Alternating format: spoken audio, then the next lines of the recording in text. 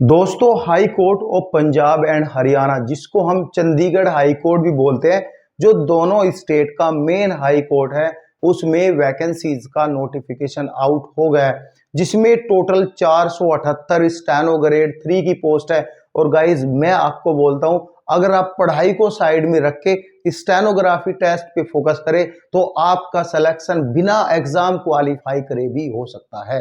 क्योंकि guys, steno पास करना अपने आप में एक बड़ा चैलेंजेस है, और जो कि यहाँ पे क्वालिफिकेशन का क्राइटेरिया है, उसमें तो अब पंजाब स्टेट वालों के हाथ में सोना चांदी सब कुछ रखा गया है।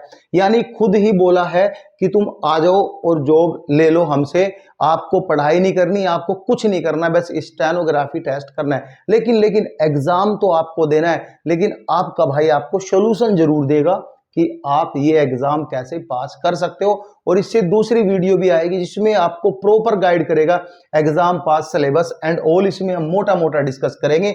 और जिन कैंडिडेट के पास जो भी अभी भी डाउटफुल है कि मेरे पास एज ए पंजाबी सब्जेक्ट नहीं है, तो उनका भी आपके भाई के पास सॉल्यूशन है। मेरे पास क्या, वो तो गवर्नमेंट ने खुद ही सॉल्यूशन लिख के भेजा है, लेकिन मोस्टली कैंडिडेट का फोकस नहीं जाता है, तो वह सॉल्यूशन भी हम डिस्कस करेंगे। यहाँ पे बात करेंगे जो चंडीगढ़ हाई कोर्ट में 478 पोस्ट पर ये स्टेनो ग्रेड 3 का नोटिफिकेशन आउट हुआ है, जिसमें लेवल 2 की सैलरी यानी बेसिक जो रहेगा आपका 25,000 रुपए आपका यहाँ पे बेसिक रहने वाला है, 25,500, तो लगभग 50,000 के आसपास सैलरी बनेगी। ठीक है, डेट के बारे में बात करेंगे, जो इंपोर्टेंट डेट है जिसमें ये वीडियो बन रही है 26 मार्च 2025। इसकी मिडनाइट में इसके फॉर्म ऑनलाइन एक्टिव हो जाएंगे, तो आप ऑनलाइन विजिट करके SSC यानी SSC.gov.com पर आप विजिट कर सकते हो। ये वो SSC नहीं है, ये SSC है, यानी कि इन्होंने खुद ही कुछ वेबसाइट बनाई है, तो उस पे जाके आप फॉर्म फिल कर सकते हो। क्योंकि इनको भी पता है नंबर ऑफ कैंडिडेट यहाँ पे लाखों की तादाद में फॉर्म फिल जरूर करेगा। ठीक है, यहाँ पे जो इसकी लास्ट डेट है 23 अप्रैल 2025 इनकी लास्ट डेट रखी गई है। 23 अप्रैल 2025 इनकी लास्ट डेट रखी है मिड नाइट तक। ठीक है, एक बार मैं यहाँ पे फी के बारे में भी बात कर देता हूँ। फी क्या है? फी जो जनरल कैंडिडेट है यानी अदर स्टेट से वह फॉर्म फिल करेगा, वह यहाँ पे 825 रुपए उनको पे करना है। ठीक है, और गाइस जो PWBD कैंडिडेट है, जो PWBD और पंजाबी कैंडिडेट है, उनको 625 रुपए पे करना है। SC BC OBC और ESM और EWS जो कि पंजाबी से है, उनको 525 रुपए फी पे करना है। फी में बहुत ज्यादा कंफ्यूजन होने के कारण सालों से इनके फॉर्म रिजेक्ट हो रहे हैं, तो फी को थोड़ा ध्यान से समझे, और फी को थोड़ा, जब आप फी सबमिट करो तो नोटिफिकेशन को ध्यान से देखें, क्योंकि मोस्टली रिजेक्शन जो आता है वह उसमें लिखा आता है कि फी proper not submit, fee not submit, ये सब कुछ आता है, क्योंकि मैं नोटिफिकेशन देखता आ रहा हूं। तो ये तो रही फी की बात है।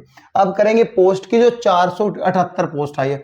अब यहाँ पे एंटीसिप्टेड भी लिखा हुआ है, ये क्या है? देखो, एंटीसिप्टेड एज अप टू 30 जून 2025 लिखा हुआ है, और जो यहाँ पे 182 पोस्ट है वह लिखा है कि एज ऑन 31/12/2024। देखो, एज ऑन मतलब उस तक, एज ऑन उस तक 31/12/2024 तक गवर्नमेंट के पास इतनी वैकेंसीज थी, जिनसे कि ये यहाँ पे अभी इनका रिक्रूटमेंट निकाला, जो भी इनका सर्वे होता है कि रिक्तियां इतनी ओपन है। ठीक है, 182 पोस्ट। ठीक है, 182 पोस्ट। ठीक है, अभी इनको 296 पोस्ट पर भी फॉर्म निकालने हैं, या तो ये फॉर्म निकालेंगे 296 पोस्ट पर, लेकिन इनको ये देखना है अभी कि हाँ, कि हमारे जो पंजाबी कैंडिडेट है, इनको स्टेनो का कितना लेवल ऑफ कैंडिडेट आता है, कितने कैंडिडेट हम यहाँ पे यानी कि उनको ज्वाइन करा सकते हैं जिनको स्टेनो आता है। क्योंकि स्टेनो सब पे नहीं आता है, बहुत सारे फॉर्म, बहुत सारी वैकेंसीज ऐसे ही खाली चली जाती है, एग्जाम तो सब पास कर लेते हैं लेकिन स्टेनो नहीं आता। और ये नोटिफिकेशन जो आ सकता है may be all India candidate के लिए आ सकता है, अगर नंबर ऑफ कैंडिडेट इसी नोटिफिकेशन में ज्यादा रहे स्टेनो के फॉर्म फिल करने के लिए, जो कि यहाँ पे पंजाबी गवर्नमेंट से रिलेटेड यहाँ पे नोटिफिकेशन है, तो इसी से ही ये वैकेंसीज यहाँ पे फिल हो जाएगी। ठीक है, ये पूरा ये कहानी, यानी जो एंटीसिप्टेड है, यानी फ्यूचर के लिए इतनी वैकेंसीज इनके पास अवेलेबल है, और जो कि 30 जून 2025 तक इनको भरनी है। ये बात समझ में आई। अब पोस्ट क्या है मेरे भाई? स्टेनो ग्रेड 3 की पोस्ट है, जिसमें आपकी उम्र 18 से 37 साल के बीच होनी चाहिए अगर आप जनरल कैंडिडेट है। और जनरल कैंडिडेट की यहाँ पे 9 पोस्ट 10 पोस्ट करके आई है। और यहाँ पे दिया है EWS ऑफ पंजाबी इतना है, BCSC ऑफ पंजाबी इतने हैं। तो अपनी कैटेगरी के अकॉर्डिंग आपको फॉर्म फिल करना है, कैटेगरी वाइज ही मेरिट लिस्ट यहाँ पे लगी। आपका भाई बैठा गाइड करता रहेगा, टेंशन ना लो आप। एज मैंने बताया 18 से 37 साल जनरल के लिए। अगर आप SC से हो, BC से हो, OBC हो, पंजाब से हो तो 18 से 42 साल। भाई सोने पे सुहागा, चांदी चांदी आपकी। इतनी एज की छूट ऑलमोस्ट गवर्नमेंट नहीं देती है, हालांकि वह SC ST को देती है, लेकिन यहाँ पे BC OBC को भी यहाँ पे मिला है, यानी 18 से 42 साल तक की छूट। PWBD जो कैंडिडेट है उनको 18 से 47 साल की छूट। इंप्लॉय अगर PSU गवर्नमेंट में है या फिर किसी गवर्नमेंट में है, सेंट्रल गवर्नमेंट या PSU गवर्नमेंट में है, तो 18 से 45 साल छूट। अगर आप ESM कैंडिडेट है, ये जितनी सर्विस प्लस के 3 साल की छूट, यहाँ पे छूट ही छूट मिल रही है आपको। और गाइस सबसे बेस्ट मौका है ज्वाइन करने का, मौका चूक मत जाना, बता दिया मैंने, ठीक है। एजुकेशन, ग्रेजुएशन होना जरूरी है, ये पार्ट पहला है। पहला पार्ट आपको पूरा करना है ग्रेजुएशन का, प्लस के आपकी कंप्यूटर प्रोफिशिएंसी टेस्ट यानी स्टेनो टेस्ट होगा, word processing and spreadsheet test भी आपका होगा। ये कौन बताएगा? ये आपका भाई बताएगा। टेंशन नहीं, आप फॉर्म डालो अभी, आज ही कल फॉर्म डाल दो बिल्कुल, और टेंशन फ्री हो जाओ। मैं आप गाइड करने वाला हूं, ठीक है, ये रही बात है। और आपको ये नहीं गाइड करूंगा, आपको ज्वाइन भी करवाऊंगा, टेंशन ना लो। आपको इतना समझा दूंगा, इतना बता दूंगा, आपको ऐसे क्वेश्चन बता दूंगा, आप यूं ही सेलेक्ट हो जाओगे। तो टेंशन नहीं भाई, पूरा बुकलेट आपको प्रोवाइड कराया जाएगा, ठीक है। अब आता है दूसरा क्वालिफिकेशन। दूसरा आता है, इन्होंने क्या बोला कि 10th में भी कुछ होना चाहिए आपके पास। 10th में होना चाहिए कि एज ए कंपलसरी 1 सब्जेक्ट, या तो पंजाबी लैंग्वेज का हो या फिर कोई इलेक्टिव सब्जेक्ट हो। अब यार स्टूडेंट डाउट, इलेक्टिव सब्जेक्ट क्या होता है या इक्विवेलेंट क्या होता है? भाई इलेक्टिव सब्जेक्ट तो म्यूजिक होता है आपका, बहुत सारे सब्जेक्ट होते हैं, पेंटिंग होता है, कुछ ऐसे सब्जेक्ट जो भी इलेक्टिव है वह पंजाबी लैंग्वेज में क्यों, या फिर कुछ इक्विवेलेंट आपने पंजाबी में कुछ भी किया हो भाई, बस 10th में वह सब्जेक्ट लिस्टेड होना चाहिए। 10th की मार्कशीट में वह सब्जेक्ट लिस्टेड होना चाहिए, पंजाबी में कुछ भी किया हो, ठीक है। खेत का काम करने वाला काम किया हो, लेकिन वह आपका 10th में लिस्टेड होना चाहिए, लेकिन पंजाबी लैंग्वेज में होना चाहिए, ठीक है। ये हुई। अगर अगर अगर गाइस ये आपकी कंडीशन है, और क्या हो सकता है? जिन बच्चों के पास पंजाबी लैंग्वेज नहीं है और वो बाहर रह रहे हैं, पंजाबी स्टेट से है लेकिन स्टडी बाहर से की है, सब कुछ बाहर से किया है, लेकिन उनके पास एक मौका है। मौका ये है उनके पास गाइस, यहाँ पे एक प्रोविजनल पीरियड निर्धारित होता है। मे भी हो सकता है आपका 2 साल का प्रोविजनल हो। प्रोविजनल ये नहीं कि आप कॉन्ट्रैक्ट पे, आप गवर्नमेंट ही रहोगे, लेकिन आपको सब कुछ फैसिलिटी गवर्नमेंट की मिलेगी।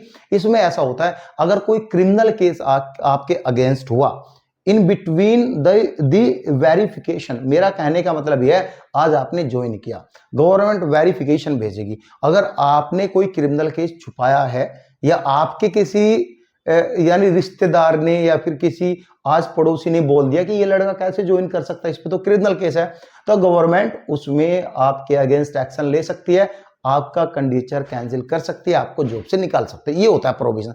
दूसरा केस क्या है प्रोविजन का? दूसरा केस क्या है, आपने कोई करप्शन कर दिया, घोटाला कर दिया, तो उसमें बाय बाय टाटा टाटा कर देगी, तो इसलिए आप गवर्नमेंट ही रहोगे, सब फैसिलिटी आपको मिलेगी, ये होता है। और प्रोविजनल पीरियड में आप अपना एक सब्जेक्ट से क्वालिफाई हो सकते हो। 10th में आप पंजाबी लैंग्वेज देके एग्जाम क्वालिफाई कर लेना, आपका जो है जॉब ऐसे कैसे रहेगी, नहीं किया तो फायर, ठीक है, आपको भगा देगा, ठीक है, ठीक है। दोनों ऑप्शन है। प्रोविजनल में आप दोबारा पढ़ के एक पंजाबी लैंग्वेज में एज ए सब्जेक्ट आप अपना एग्जाम फिर से दे सकते हो, ये आपका ऑप्शन है, जिनके पास कैंडिडेट के पास नहीं है। सैलरी लेवल 2 की सैलरी 25,500। चंडीगढ़ की बात करें तो मोटा मोटा आपको जो यहाँ पे, और गाइज आप इस सैलरी पे मत जाओ कि जो 2025 में मिलेगी, 2026 का सोचो, 2026 का, जहां पे 8th पे कमीशन, भाई 60,000 से नीचे सैलरी नहीं होने वाली, ज्यादा ही होगी मेरे भाई, 60,000 से नीचे। तो फॉर्म तो डालना ही डालना आपको, ठीक है, ये सैलरी आपकी है। अब गाइज यहाँ पे एग्जाम सेंटर, नॉर्थ इंडिया के एग्जाम सेंटर है, जब सिलेबस की वीडियो आएगी